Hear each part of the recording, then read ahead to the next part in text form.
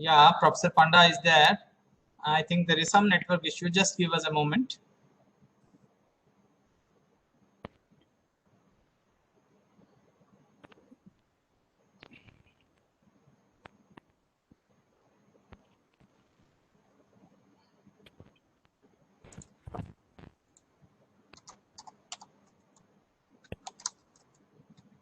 अब एक पहले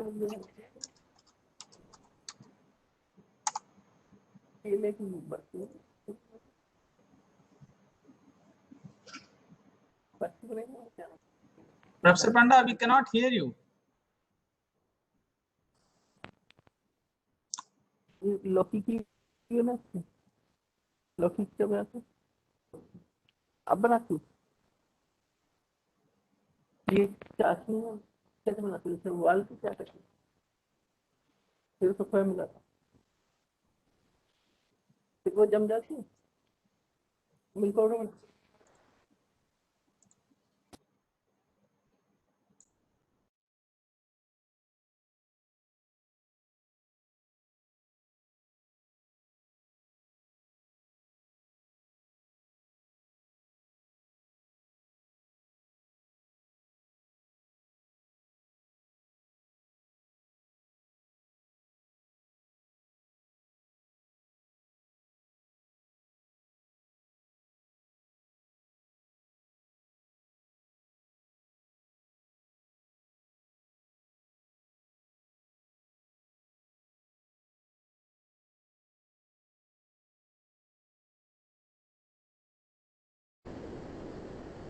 Yeah, thank you.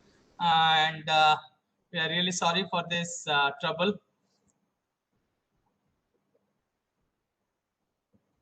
Can you please switch on your video, madam?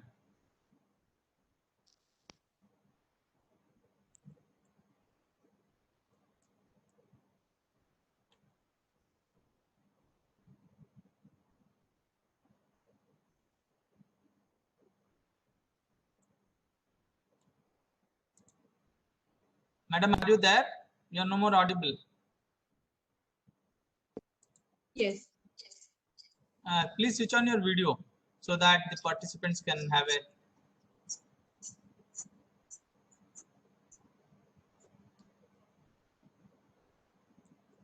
Okay. Good morning.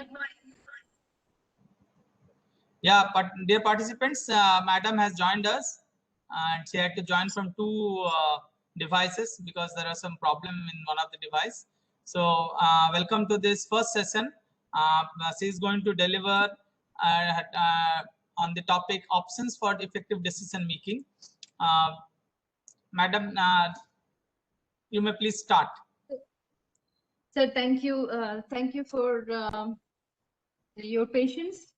And I would require you to share the PPT because if I share the PPT, then again, I might lose the voice. So if you would kindly share the PPT, please. Yes, madam, no problem.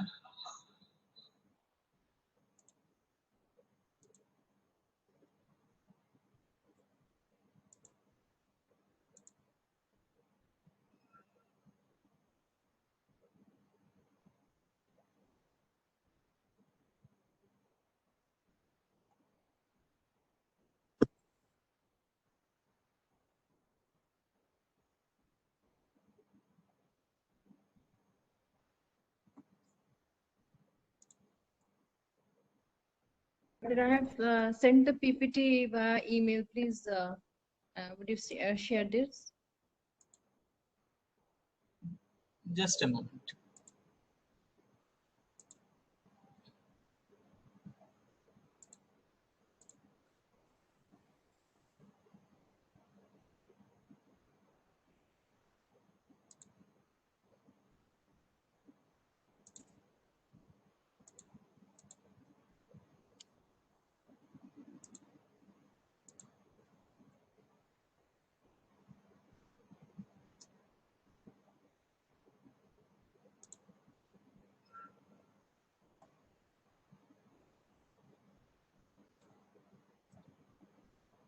Okay, when the PPT is being shared, let me just start with the discussion. we're going to talk about decision-making techniques today. And I would really like at least some of the participants to switch on their cameras, because I want to know that there is a human interface on the back of the screen, that there are people who we are interacting with. So I would like you to please switch on your cameras and just tell me why you chose to train yourself in decision making, what roles you play in your organization, and what roles you play in your everyday life that makes you look at decision making as a skill and as something that is worth spending a week of your life on. So I would like participants to please switch on their cameras and let me know about their yes, I think you can use chat box. I would try to follow the chat box as well. My name is Sunny Seth. I'm assistant professor mathematics in GIMS, Rohini, New Delhi.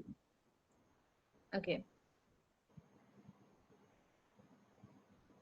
So why do you think decision making is a skill that we need to Am I train audible? ourselves in? Yes, you're audible. Absolutely. Yeah.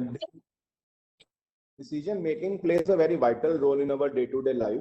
At every sphere, whatever we do, we have to take some decisions, and it depends on the decision that how the things will be there in the future. So effective decision making skill is something which is very, very important in every phase of life. Let it be professional or personal or business related. So everywhere, effective decision making is something which is very much required. Okay. So what kind of decisions do you make on an everyday basis, Dr. Seth? Yeah, on everyday basis, if I talk about my institute, so basically that what sort of things in which particular manner we should teach our students so that they can learn the things effectively. I'm also taking care of some of the clubs in my college. So which students I have to make the in charge for particular events in the club, looking at their background, what sort of things they have already accomplished in that particular field. So we have to decide on so many things in day-to-day life. Okay. Right. So I would like some of the other participants to also speak on decision making and why it's a skill that we need to focus on. I'm sure you also have a session dedicated to what is decision making, where you will probably be talking more about decision making skills. So just give me some hints on why you think decision making is an important skill and how you use it on an everyday basis. Excuse me, ma'am, am I audible? Yes, you're audible. I am Koili Majumdar from Raghav Global School, Noida. I'm a primary teacher. And for conducting various activities, every time I have to make decisions. For example, for making the assembly happen, I used to select children. Now, correct child, selection of correct child, that's my decision, leads to a proper assembly. So my decisions results in my desired outcome. So get a desired outcome, and after the assembly I find ki, okay, I should have taken this child, oh no, I have made a wrong decision by telling him to do the work. But before the work I could not understand whom I should pick up. So that's why I think decision making is important in every sphere of life. For making any Thank you. Thank you, madam, for giving a very simple example and talking about how decision making is important. So today we're going to focus on decision making techniques. So some techniques that are that I'm sure you're probably already using, just not aware that you're using these techniques. And some others you probably would now understand are available for you and can be used. So can we move to the next slide, please?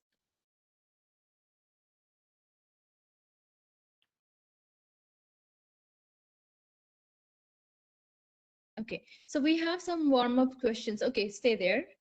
The first question is, describe a time when you had to make an immediate decision on a critical issue. All right, so you can take a couple of minutes to think about this and come up with your response.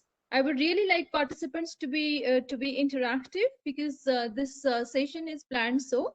So I would really want you to speak and mention your experiences so that we can go ahead with the discussion.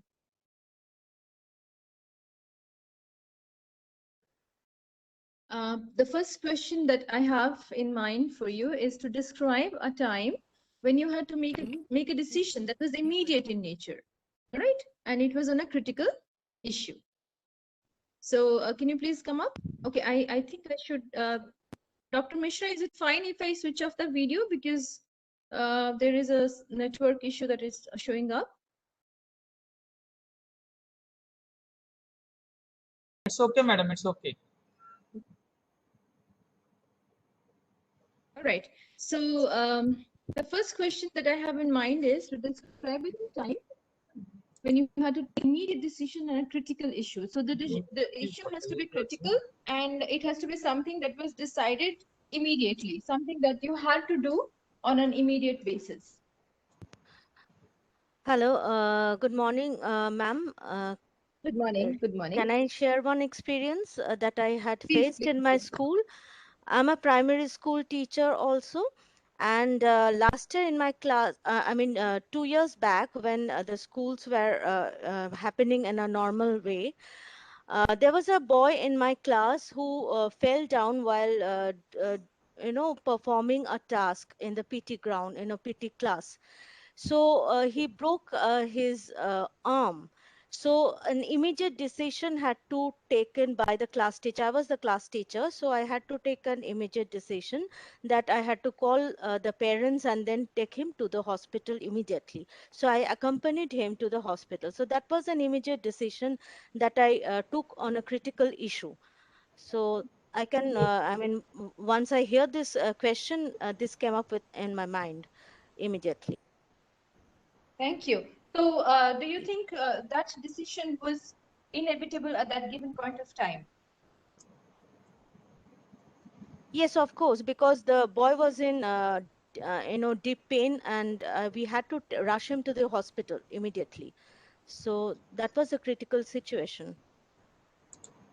Right. Okay. Anybody else who would like to come up with their experience, please?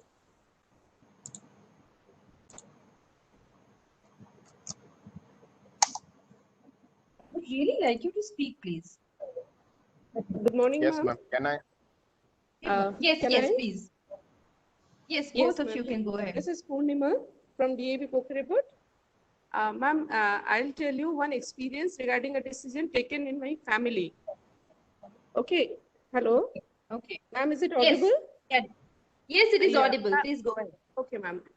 When my daughter passed her 10th, she scored good marks. But she was not ready to take science. But I was forcing her to take science. But immediately she did something which forced me to take the decision that she needs to take commerce, because she wanted to take commerce and she was not at all interested in maths. Though she was a very good student, but she was not interested. But immediately we took decision, she took commerce, and now she's very successful in her life. So our decision makes the future. That is very important to take the right decision, what I feel. Right. That's absolutely true. And yes, it is something that I think many parents have experienced afterwards. In hindsight, Yes, ma'am. you realize that it's a decision that was well decided. It was a decision that was the right thing to do at that point of time. Yeah, ma'am. Okay. So let's move to the next question.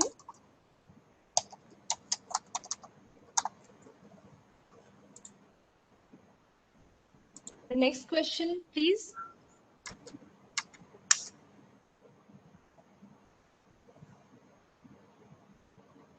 Reflect on a time when you made an unpopular decision, and what followed and what did you do about it? A decision that was unpopular, and how did you go about it?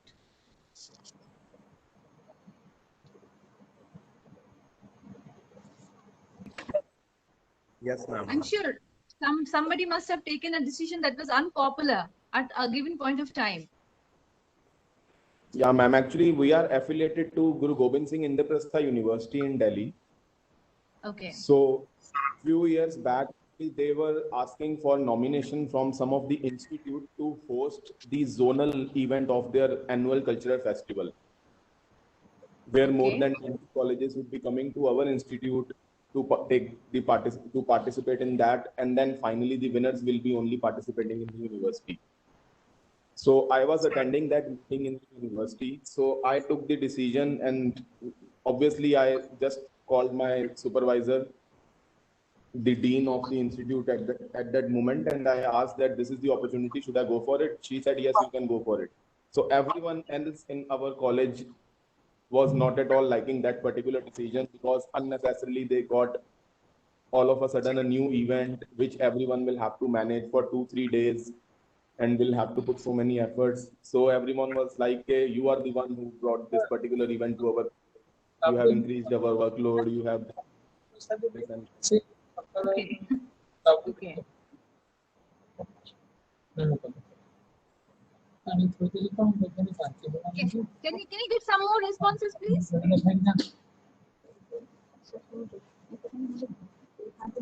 I'm sure people are there whose experiences with unpopular decisions will be very helpful for others who assume that it's something that they have not done. If I'm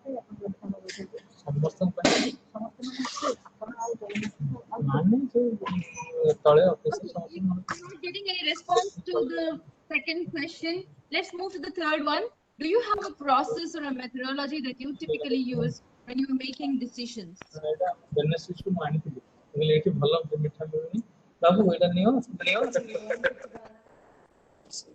you have a process or a methodology that you typically use when you are making decisions? Can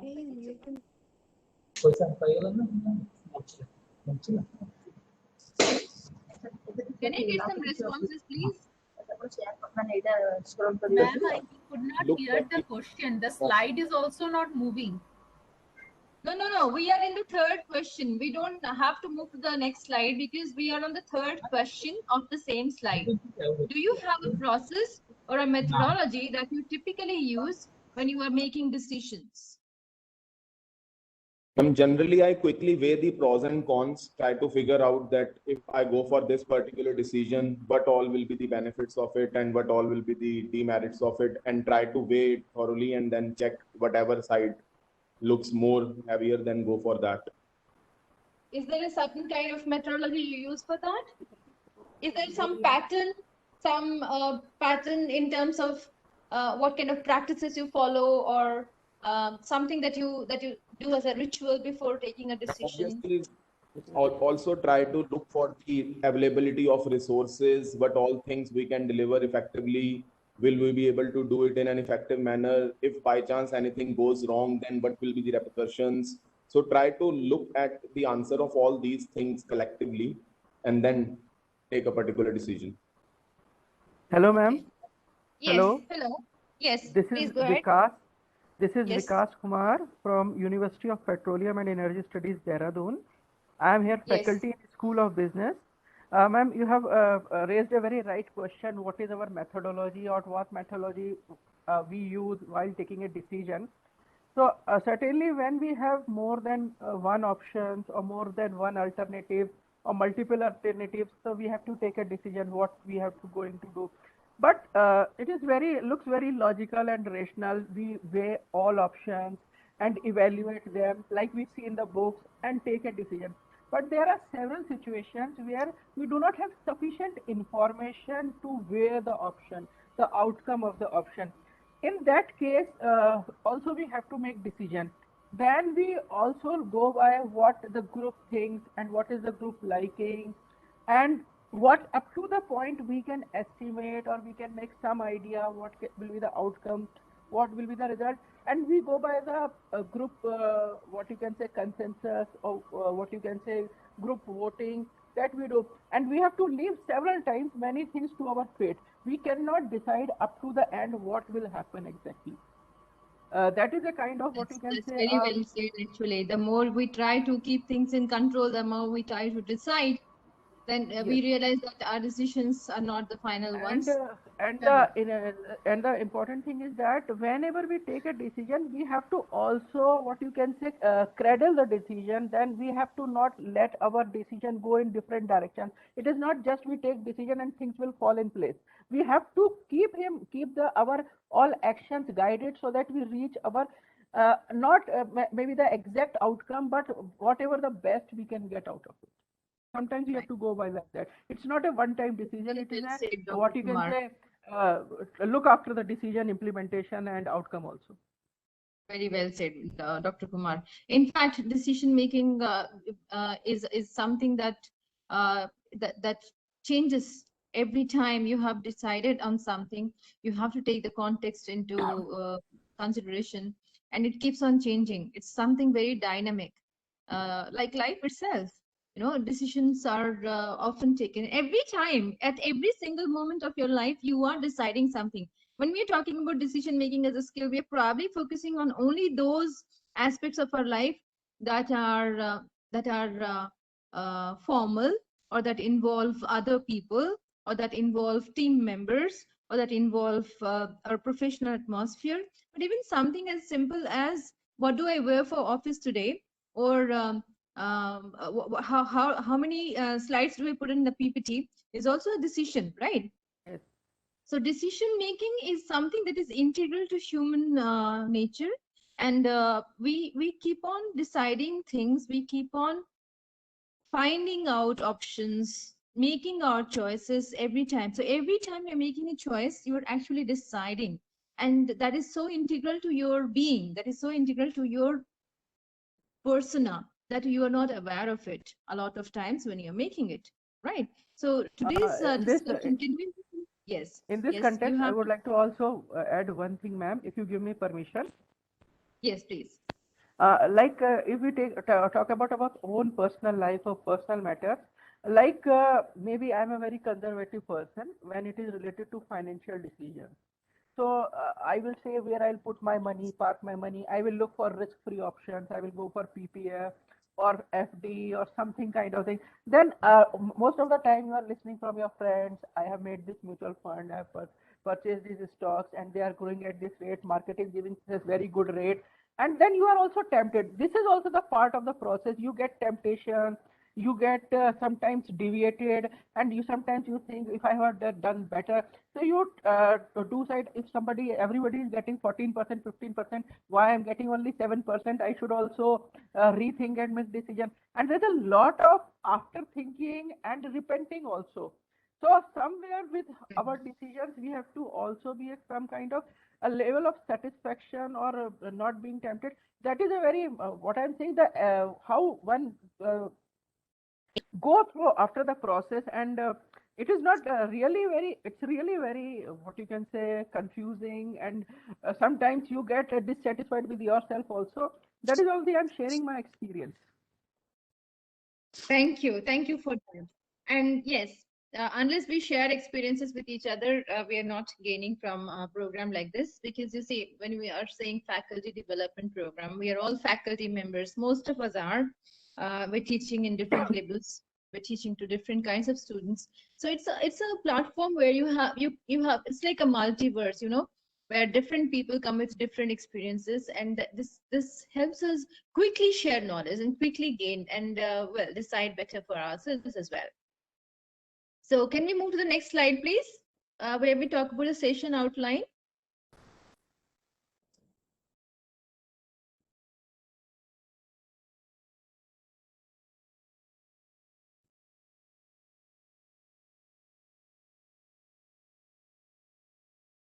Participants, are you able to see the next slide?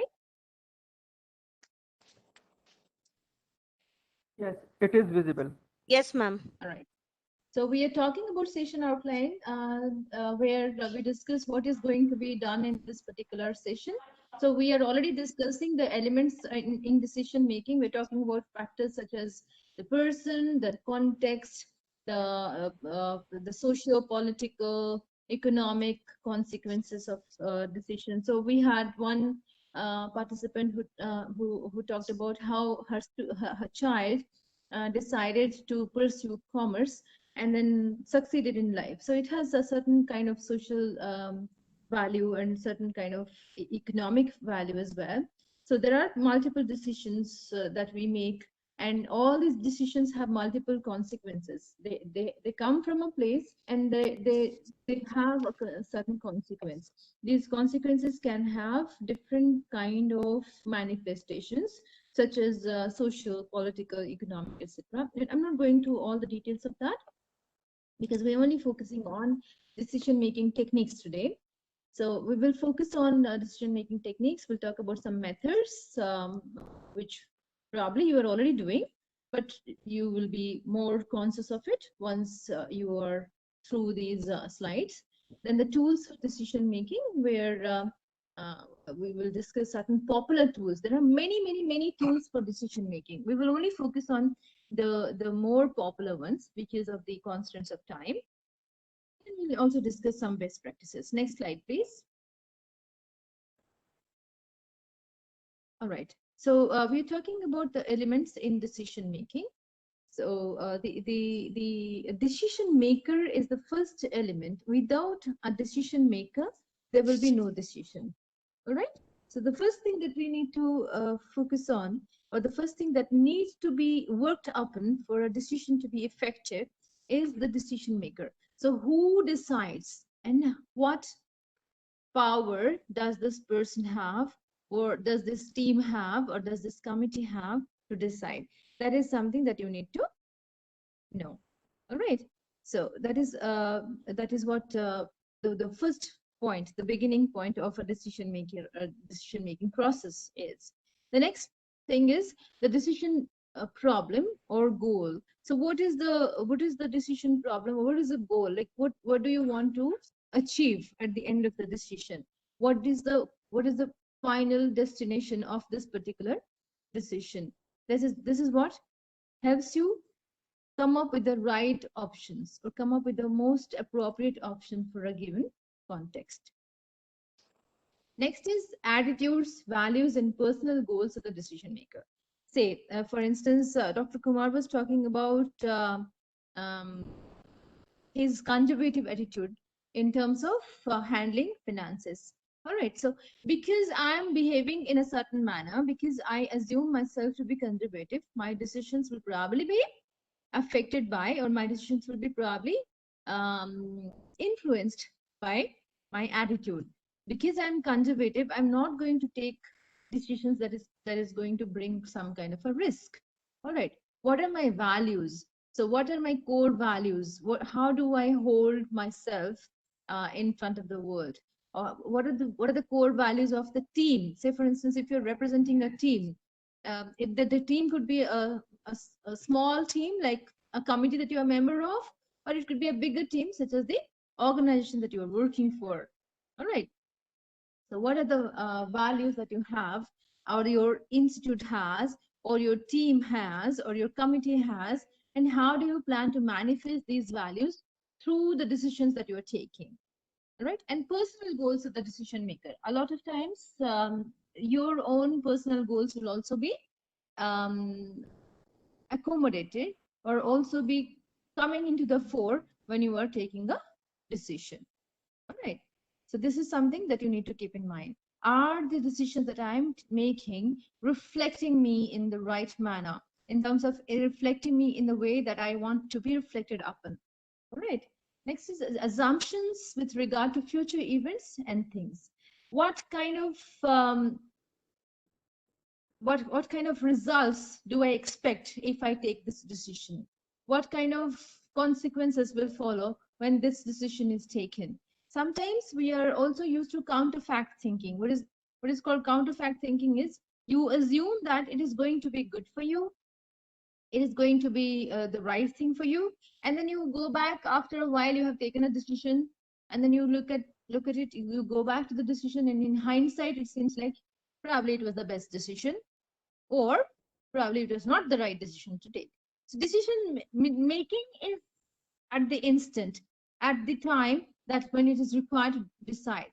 But to analyze and to understand how the decision that you took manifested itself, how the decision that you took came into being, is a different story, you know. So we always go with certain assumptions about future, including factual thinking as well as counterfact thinking, right? And then in the environment in which decision is to be made. So there was a story that I was reading a couple of months back when the second wave was at its height. So there is this young girl, 10-year-old girl,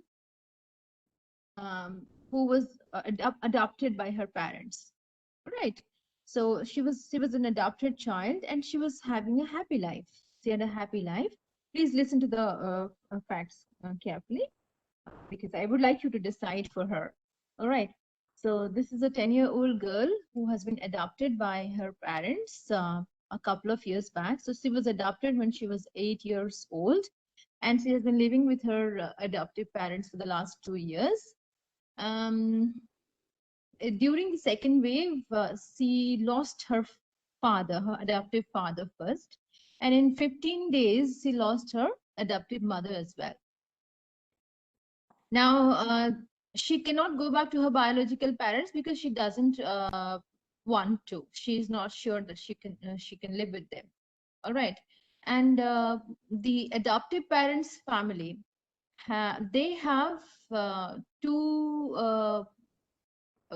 So the man who adopted the girl, the father, he has two sisters, but these women are in their 60s, and they cannot take care of a 10-year-old girl because of their physical ailments.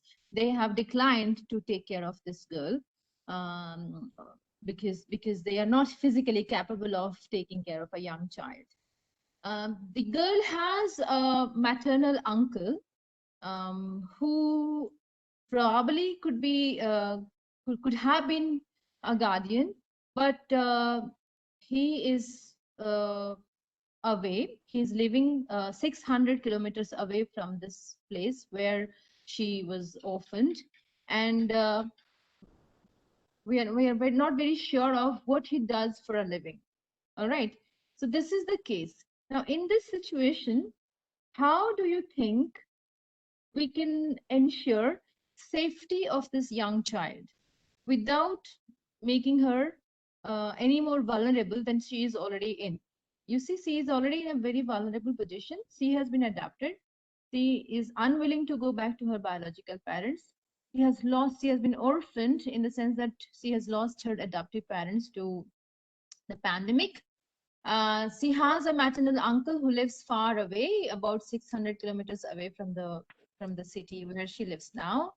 And her adoptive family has two elderly aunts who do not have the physical ability to take care of her. So in this situation, what can be done that we can ensure the safety of the young girl? I would like some responses, please. Actually, ma'am, I'm Jaya Jayachandran from Mumbai. Yes. I'm a teacher in Lady Cotton River School. Okay. If I am in that position, I will be counseling the child to go back to her maternal parents. The biological parents, you mean to Yes. say? Yeah. Okay. Okay. Yes. Why would you do that? Safety of the child. Is a girl child, you said, no? Yes, girl child. For the safety of the child. Okay. Hello, All good right. morning, ma'am. Anybody else? Good morning. Good morning. Very good Ma'am, morning. Please go this side, I'm Sonali Chauhan from Mangalmay Institute of Management and Technology, Greater Noida. So can we, I mean, I'm not clear about the fact, but can we do one more thing? Can we send that girl child again into adoption so that she can, find some other parents and she can, happily live after that thing? That could be one of I'm the... not sure. We can open this question to the house and see how it goes. Okay. The house can decide. So can we leave the child for adoption again? Can we drop the child back to adoption think of the young child as well. She's Yes, 10. exactly, exactly, ma'am. See, ma'am, yes, if we talk about the child is not ready to go to her maternal house, right? So, and the other point is that the thing we are deciding here, that could be one of the reasons that we can, give her the same place that she was earlier. Yes. And that could be, good, benefited for her education or maybe the future life. That is what I feel, ma'am. If she's reluctant to go back to her biological parents, there is something that's troubling her. Exactly. That's the issue. Yes, ma'am. Right. So can we put her up for adoption again? But this is something who will decide for her then, right? Because her parents were taking care of her and no more there. Okay, so if putting her up for adoption again could be a solution. Yes. How about others? What do you think of this? What do you think? What is your observation regarding this situation? Hi, this is Anita. She can go back to the adoption. She can go for another. Yes, ma'am. Anita, ma'am. Then Dr. Seth. Yes. Yeah, I think it's a better option since the child is not willing to go back to her paternal biological parents. Then maybe the change of environment will help and do good for the child. Okay. Okay. Hello, ma'am. Yes, I feel the biological parents would be the first option, but she need to be counseled, and the actual reason has to be finded out. And if it's not possible, the second option is better. Adoption is the second option, but we can go by this. Thank you. Okay. All right. So you can you also, think that trying to send her? Yes. Yes, please. The counseling of the parents can also be done to see that why is the child not willing to go back. Right. Absolutely. Okay. So we can probably counsel the child and the biological parents as well. And also, if we complicate it a little bit further, we are not sure about the resources that the biological parents have at hand. Maybe she has gotten used to a certain kind of life, which her biological parents are not able to afford or are not able to offer her. We're not sure about that fact. That's not there in the case. But yes, there is a possibility that she's unwilling because there is something that stops her from going there, right? So the environment in which the decision is to be made it makes it more complicated, because if it was just putting a girl for adoption who is not happy in her biological home, that would be probably easy. But in this case, it has complicated further by the context, because the environment is so that the child is already in distress, right? So the child being already in distress makes our job of taking a decision for her more difficult. All right. So so I followed up the case, and the child was initially sent to her maternal uncle, the one who was living far away. I don't know why it was done, but then the court intervened, and then they have put her up for adoption again. So this is how the case ended in real life. But yes, of course, we can look at it from different perspectives and come up with. And the biological parents did not have the resources to give her appropriate life. I would say an appropriate life. All right. So the environment in which the decision is to be made makes it more complicated. So in this particular case, we can say that the court's intervention helped in the decision-making process. But there are a lot of things that keep on happening where the courts do not or cannot intervene. Say, for instance, in your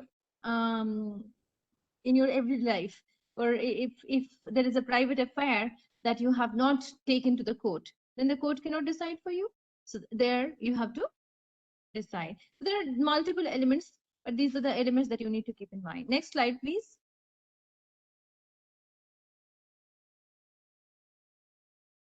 All right. So are you able to see the next slide? Yes. No, ma'am. Yes, madam. Yes. Okay. So the first thing is, all right. Thank you.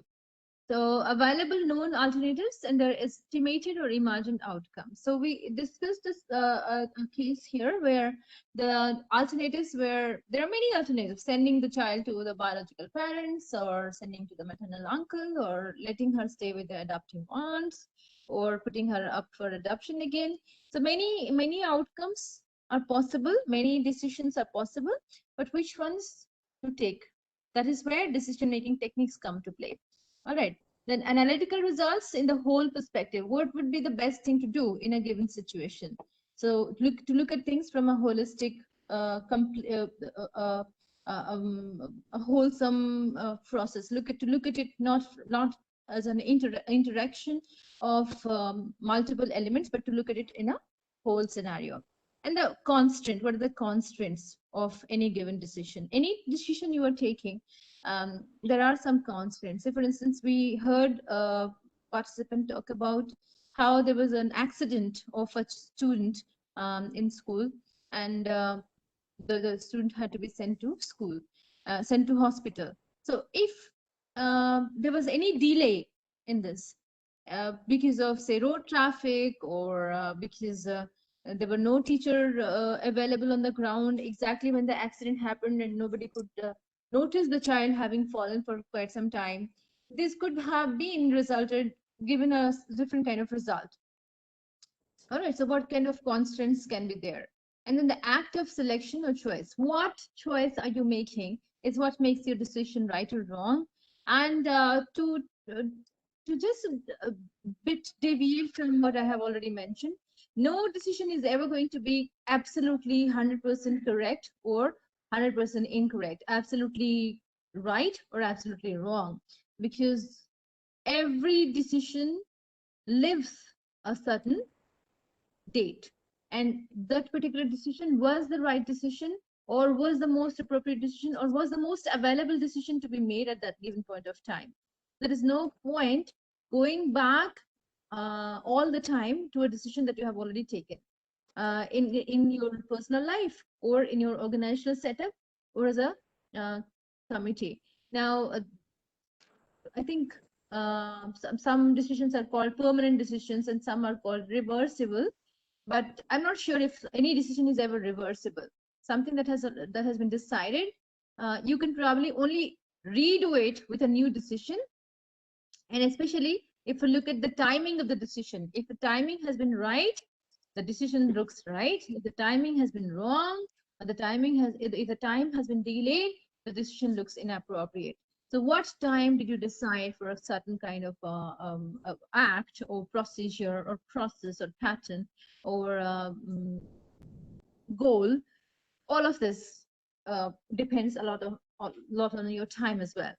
And then proper communication of decision for its effective execution. If something has been decided but has not been communicated to the people who will implement it, in your organization setting, for instance, you have decided that students will now onwards sit with their uniforms on and cameras on for the online classes.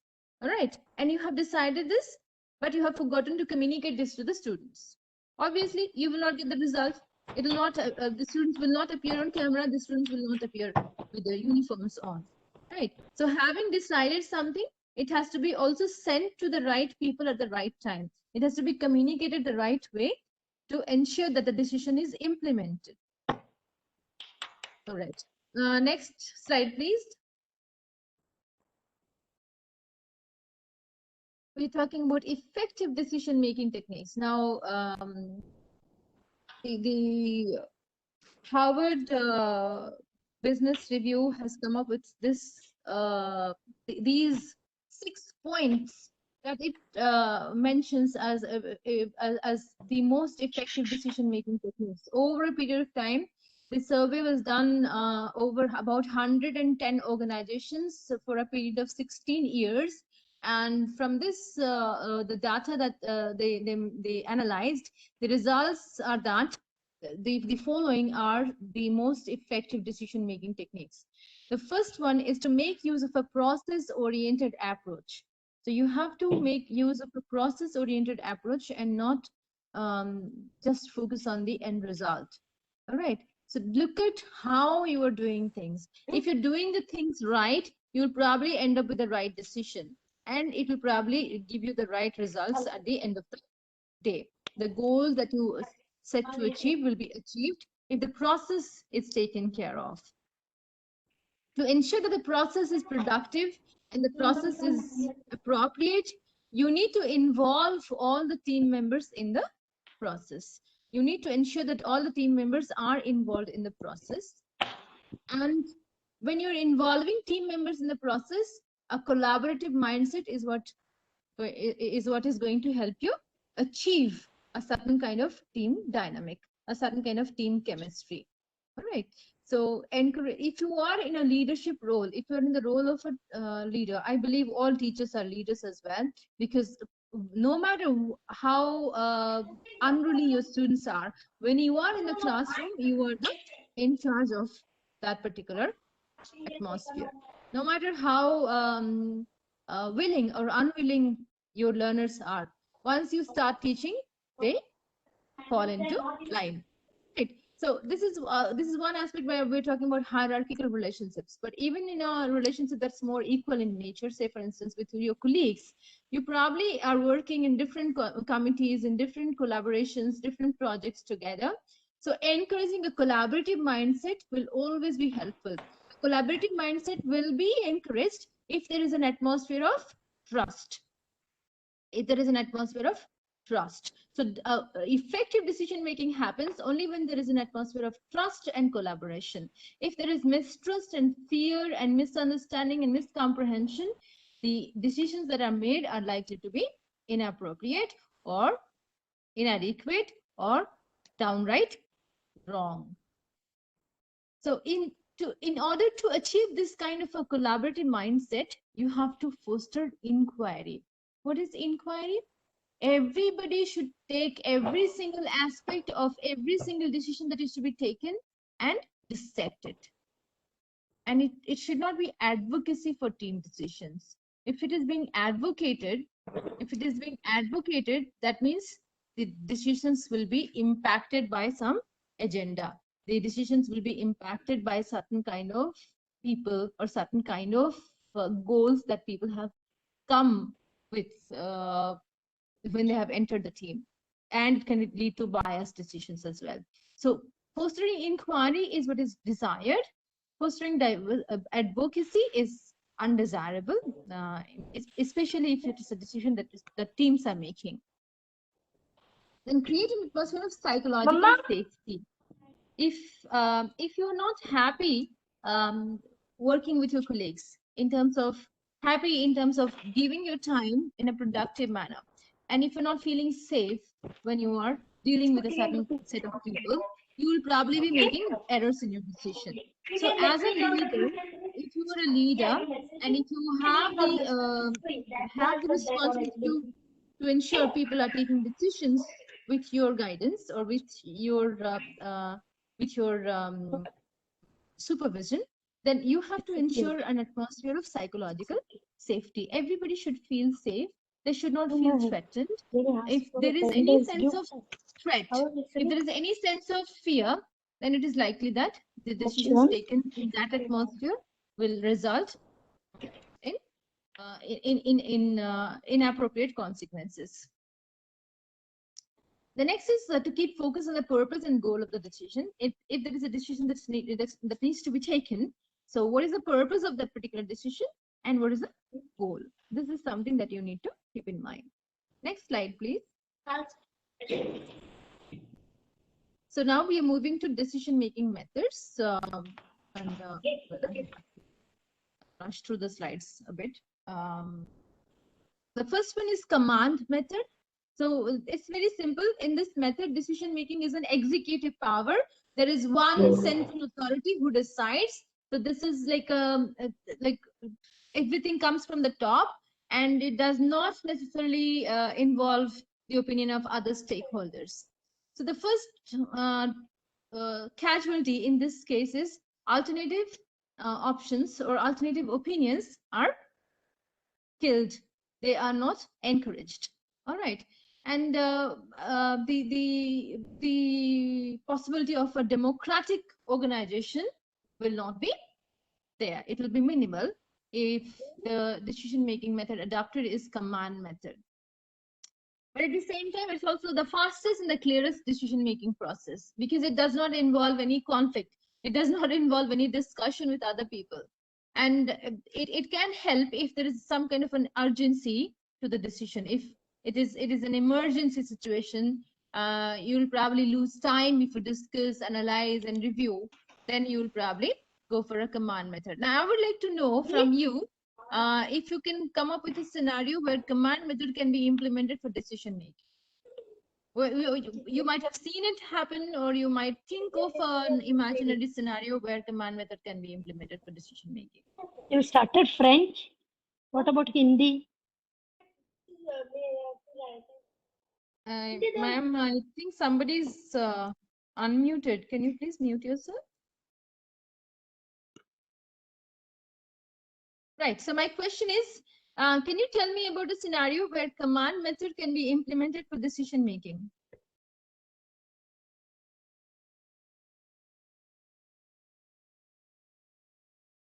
Am I audible to all of you? Yes. Right. So command method is a method where it is an executive power. Decision making is done at the top, and nobody else or no other components are taken into consideration except the decision and the central authority. Excuse me, ma'am. Yes, please. I can give one example, like when the online classes started. So, I mean, maybe I was also not accustomed with all this online mode, so we had to learn it. So it was a decision which was taken thinking about the betterment of the children, and it was an immediate decision. Right. I mean, maybe many teachers didn't know how to take online classes, but then we learnt it gradually. So I think that time I think this method was followed, thinking about the betterment of the children and for everyone. And this was decided at the top. You assume that it was decided at the top, that like teachers were not consulted or something. What is your opinion in that regard? The board decided, and we all taken it up because we thought that it's a wise decision, and we started off like that. Okay. In that case, Right. madam, was it really a decision coming out of various alternatives, or it was the only available option?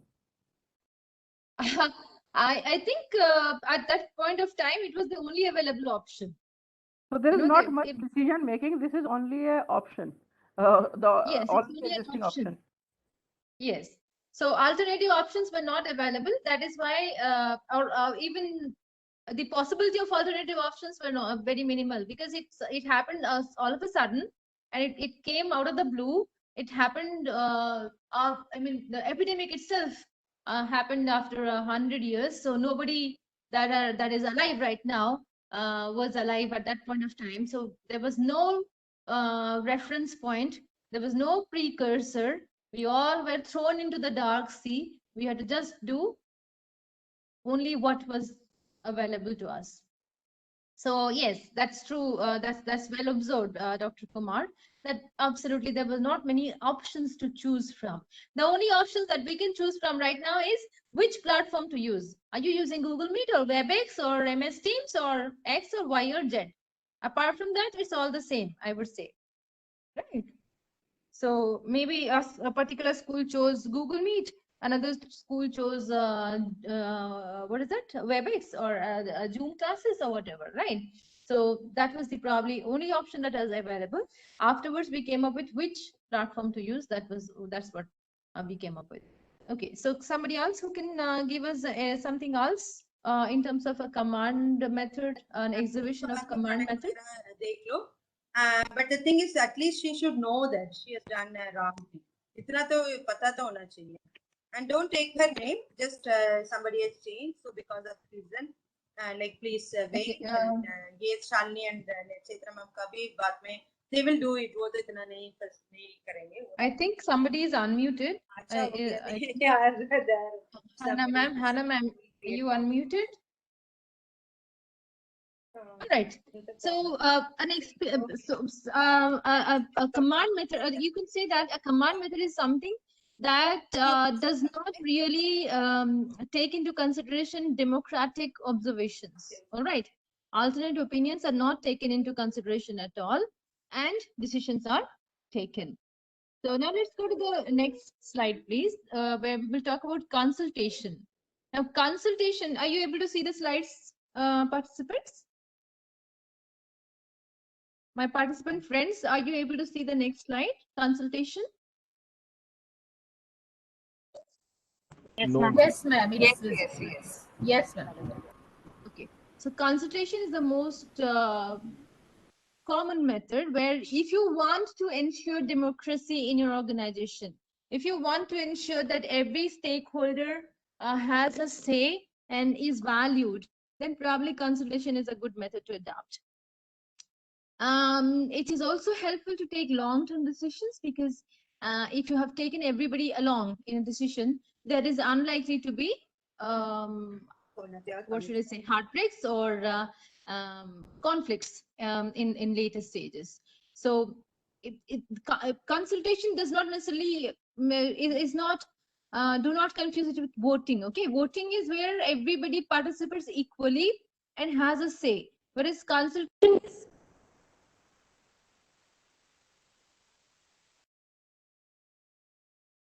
but the final decision is always by the one who has the power to decide, right?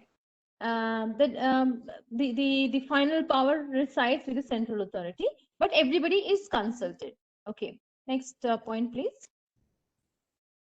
Consultation takes longer when compared to the time the command decision making methods are, because command decision making method does not take any time. It is quick. I have decided this, I have implemented this. There is nothing to be done about it. But consultation takes time because even if you are to reject every single advice that has come from below, that has come from your team members, you have to give the particular amount of time. You have to invest a certain amount of time into evaluation and discussions. So this process makes others feel valued. They feel that they're involved. They feel that they are they matter. All right. So if you want to have a happy workplace, perhaps this is a good way to integrate this kind of a decision making method to your patterns. Okay. It can also help employees be loyal to you because they assume that they are being cared for, that their words have value, that they matter. All right, so they will feel involved and they will be happy to go ahead with the decision that you make. All right, and a lot of times it has been found that if it is consultation method that is adopted, ultimately whatever decision is taken, conflicts are very minimal afterwards. All right. So I would like you to come up with an example of consultation method of decision making that was adapted by you or somebody you know in a given situation. So can you please come up with it? Hello, ma'am. When we decide the theme of the annual program, Ma'am, I we are cannot hear all. you. Can you be a little louder, please? Can you hear me now? Ma'am, one Yes, thing I want yes. to ask Yeah. you. because So when we decide on the theme of the annual program, so we are all consulted and we are all told to give our suggestions. So that is the time when I think this method was followed, and ultimately all gave their own opinions, and then it was decided. So it was. Okay, okay, that's a good example. So so everybody feels involved and everybody has a certain kind of opinion or perspective which is brought to the table, and then the best decision मैंने is वो restart taken. Wifi दोबारा restart करके पहले Okay. दिन में किया मैंने Now, सोचा can 1 we o'clock move to the next slide, तो please? 1 o'clock attendance link भेज देंगे करके ना so like by the time खत्म हो जाएगा जो 12:30 से मैं on करके So the next one we're talking about is voting. Voting is, see, you're all familiar with voting, right? It's considered one of the most democratic techniques of decision making. So in India, we being the largest democracy in terms of population, we are absolute advocates for voting. So this can be adopted in your organizations as well. So the available options can be brought to the notice of all the team members, and the actions can be pondered on, can be. मैंने तो ठीक है मैंने I was there actually. I saw your You name also. can इसलिए मैंने सोचा आपको come up with दिया होगा. the By the time मैं final register करके voting. पहले Voting मैंने will give you the right search आया नीचे decision आके ना वो in बंद terms of पड़ा है. whatever तो मैंने comes सोचा up वो in मैं the कर voting मेरा मेरा wife in the votes will become the it was keep final on decision. rotating ना All वो right. ऐसे ही आ रहा था. So Like voting is कभी कभी buffering होता है ना तो helpful वो नहीं हो रहा था ठीक से. if So मैंने especially दोबारा in an organization if people are the same rank and file. But sometimes voting can be difficult if you have resources that are limited, if you have time that is limited, if you have a very quick decisions to make, then probably voting is not the right thing to look up to. Let's move to the next slide, please. अच्छा अच्छा अच्छा ठीक है कोई बात नहीं. All right. I'm sure many of you have already done this. Brainstorming is a very popular method of decision making these days. And in fact, in our classrooms, we do train students in brainstorming. I'm sure some of the other faculty who have participated here would be doing the same. So under this technique, it's a very simple technique. All group members get together to find options through discussion and debate. Okay. Some things that are very helpful in terms of decision making would be that policy making. If you're laying down rules or procedures and operations, then you could be. But online भी ये भी होना चाहिए ना. If you're playing, doing the game and everything, brainstorm. They should have उनका decisions cannot be taken because everybody will participate. Otherwise, and everybody will have something to say. Sometimes, if it is not taken into control, or if there is no supervision done, brainstorming can lead to extraordinarily delayed decision making, and it can also result in conflicts later, because some people will feel that they are valued more, some people will feel they are valued less, and in the process, it could result in certain kind of conflicts. All right. Dr. Mishra, can we take 5-10 minutes more?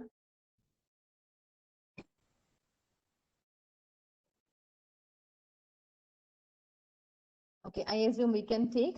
The next one is that decision-making methods where we talk about multi-point analysis.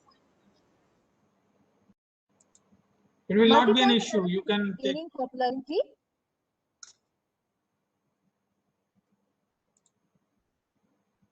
Okay. Multi-point analysis is gaining popularity nowadays because it's among the best decision-making methods that have been used for certain business decisions.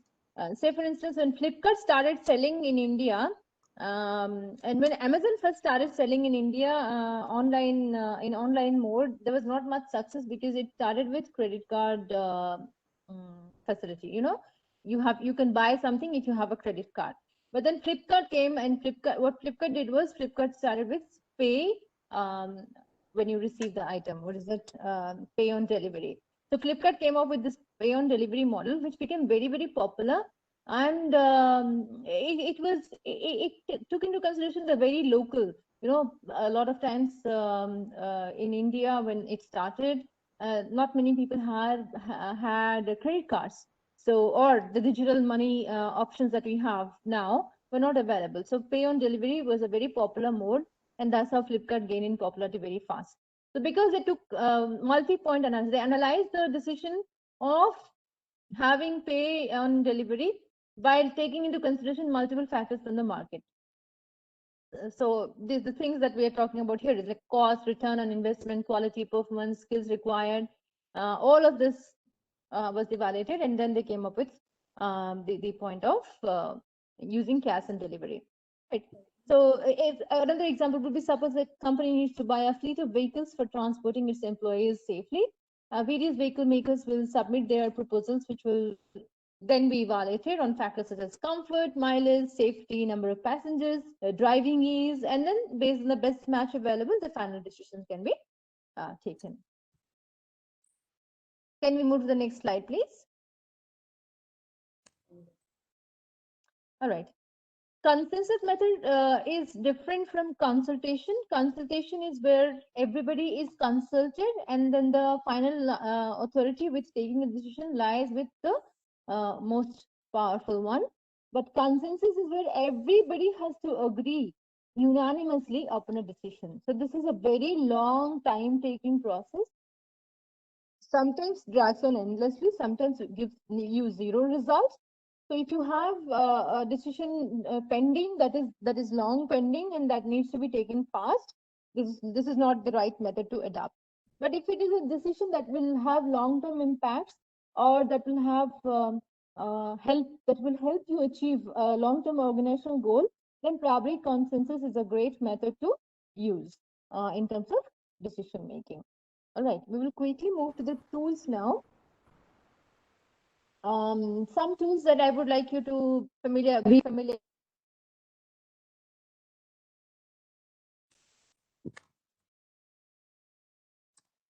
Matrix, Pareto analysis, and force field analysis.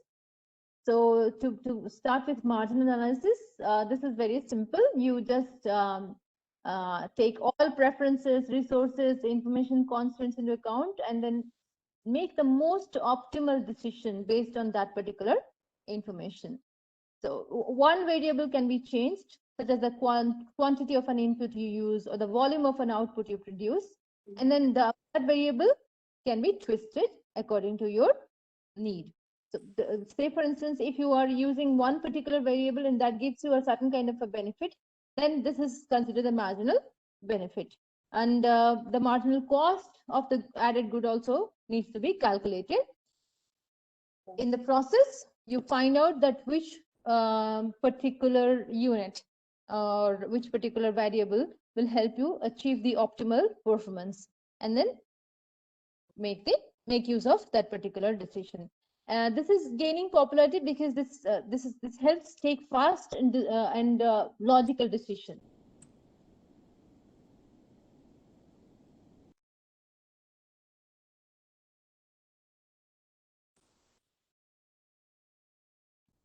Decision making. Can we move to the next slide, please? Oh, okay, yes, we are talking about marginal analysis. All right. Right. Now let's go to the next slide, please.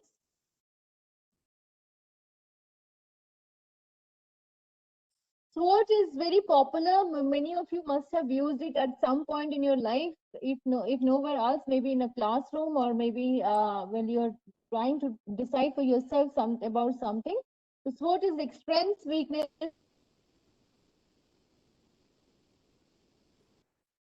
What are the things that are helpful for you? What are the things that are harmful for you? So the strengths and opportunities that you have are helpful for you. Your weaknesses and threats also need to be taken care of to ensure that the decision that you're taking are the right decisions. All right. And both external and internal factors will need to be considered when you're making a SWOT analysis. So say, for instance, if you are trying to make a quick analysis of how your organization is performing, or how your organization plans to perform in the next 5 years, you will probably need to make a SWOT analysis of your organization and come up with policy changes, policy decisions that will impact it in a positive manner. Now, if you are making SWOT, you will need people to help you. You will need people to work in a team. So you have to adopt a collaborative approach, which has also been advocated by HBR as one of the best approaches to take a decision. So SWOT is a very good tool to use in terms of decision making. Next slide, please.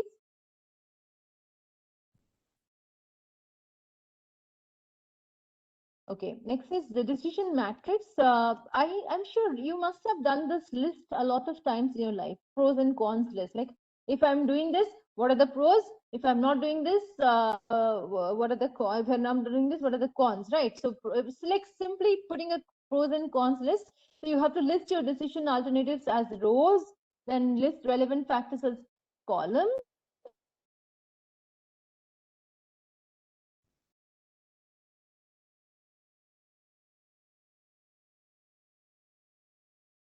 ranking to your like your list, and then additional factors that can be helpful or that can be harmful can be discussed, and then the option that has the highest score can be the one that can help you take the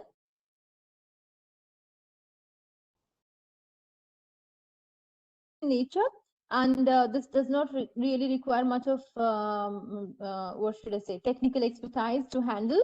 So somebody who is with the organization for a couple of years can also be trusted with coming up with a decision matrix, because you just have to go around, find the pros and cons of any given situation, and then collect this scores from every single stakeholder, and then consider the scores to come up with the best option.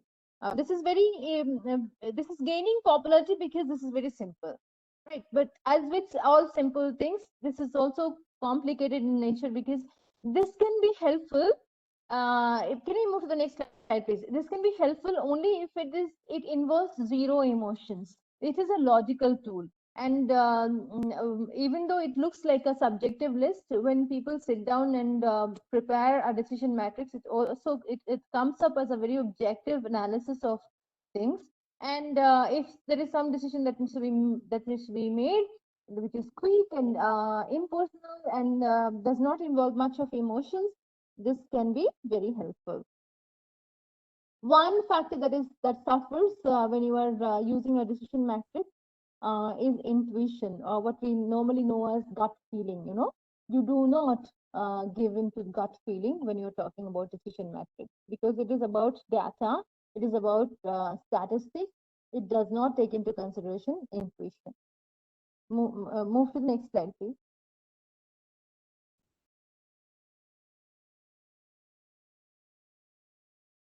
Okay, can we move to the next slide, please? Right. So the Pareto principle is what I think many of you are probably familiar with this in terms of the 80-20 principle. The 80-20 principle tells you that which 20 factors are the most important in your life or in your organization, with your children, with your students, in your classroom, outside your classroom. If I have 100 factors to list, which 20 are the most important? And I will only focus on those 20. Say if it's an organization, if it's a small startup that depends on 100 clients, of 100 clients, which 20 are the best in terms of say ordering or payment or interaction? So I'll focus on these 20, and then see that these 20 refer me to new businesses or new contacts. All right, that's how I will enhance my level of influence, my scope of influence. All right, so this helps organizations. A lot of times organizations which are dealing with scanty resources or scanty possibilities often take this 80-20 route, because it helps them focus on what only matters and nothing else. So to cut the crap. All right, this is what you call the Pareto analysis, helps in deciding. You can decide on only the very best for your organization, and this is how you can achieve your organizational goals. So this is what Pareto analysis helps you achieve, that you focus on only the crème de la crème of your universe, and you focus only on that. Next slide, please.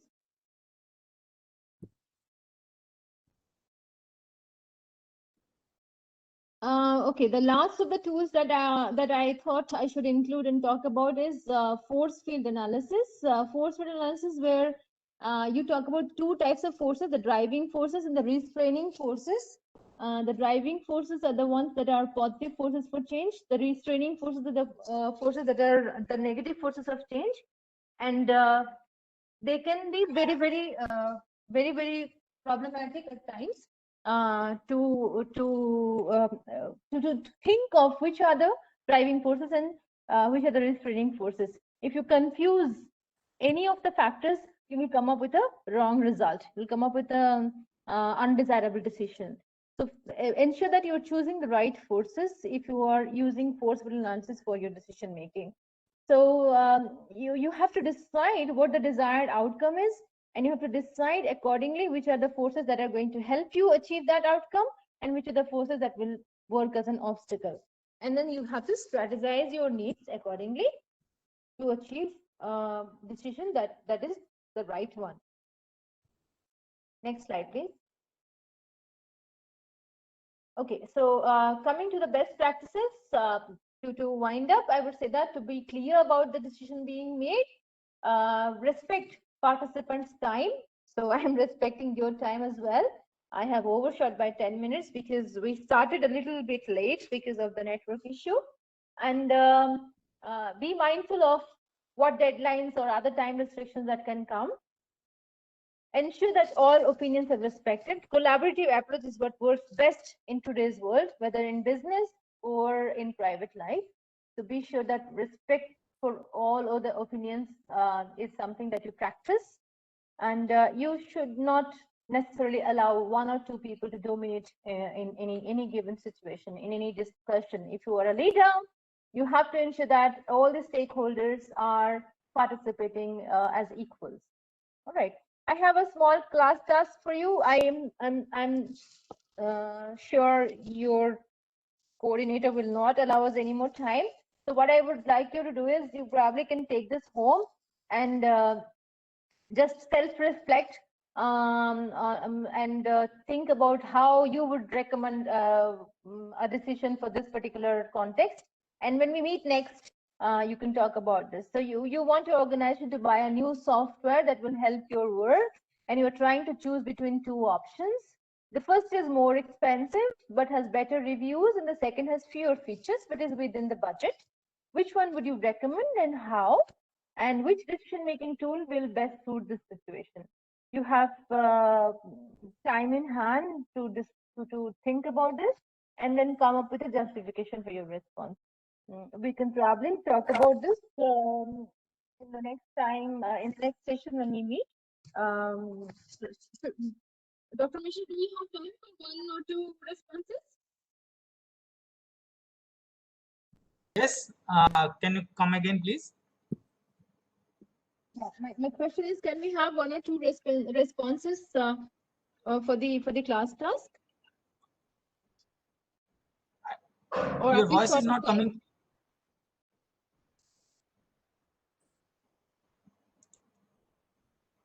Hello.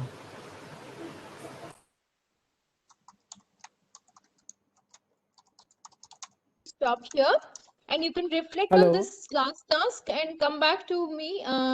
Yes. Am I audible to all others? Yes.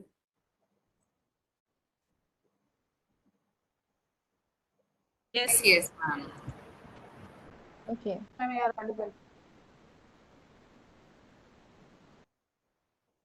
Okay.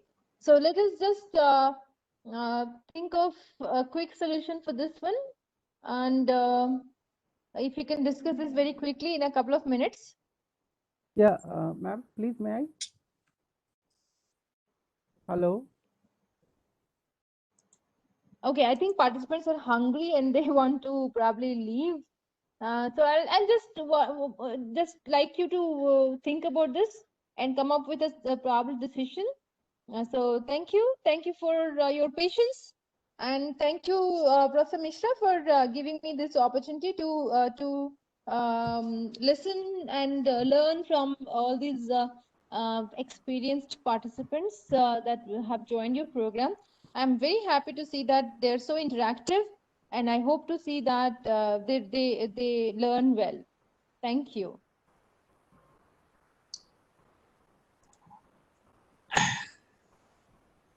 Thank you, Dr. Panda. Thank you for your patience. I can understand when the network issue takes place just before starting the session, but you were so cool and you handled the session very well. I hope all the participants must have learned and enjoyed your session very much. Thank you, Dr. Panda. You may leave the meeting. I will just. Thank you, sir. Thank you very much. Thank you, ma'am. So.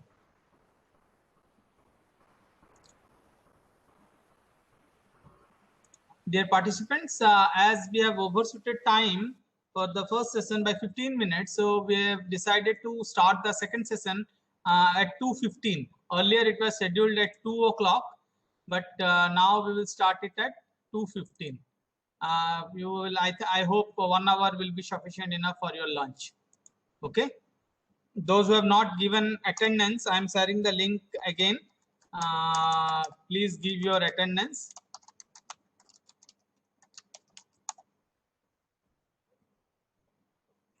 Okay, and you have to log out of each and every session, and you have to rejoin in the next session. Otherwise, it will be really difficult for you to join in the same session. Okay. Sir, one thing I want Any to doubts? Sir, Yes, one yes, thing, sir. बोलिए. Sir, ये जो PPTs हैं, Yes. will we get them? Yes, definitely. Definitely, we will be sharing the PPTs at the end of the day. Okay, I will be compiling all the PPTs. Thank you. Yes. Okay. Thank you. Meenakshi sir. Okay. Yes, sir. Yes, ma'am. Please. Sir, I have a small doubt. Yes, please, madam. Sir, every day our first sessions are planned from the time, say like 10:30 to 12 or 1 o'clock. Pardon? Isn't, sir? I couldn't get you. Our classes are being... Your voice is not coming clear, madam. Am I audible, sir, now? Yes, you're audible, but it's not clear. Okay, sir.